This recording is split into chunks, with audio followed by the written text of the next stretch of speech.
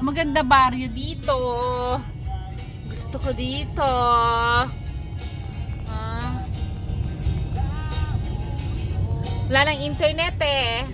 Uy, for sale. Century to. Ang laki ng bahay niya. Saan niya ibinibenta? Okay. Kakanto kang driving. Pero malalaki ang bahay ah.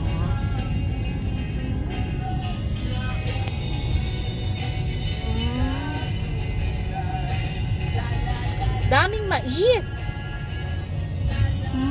Dito malalapit-lapit ang kapitbahay.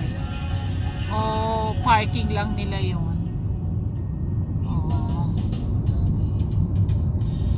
Pero dito lang sa side yung mga bahay kasi dito sa kabila puro mais. Oh, ito hindi mais.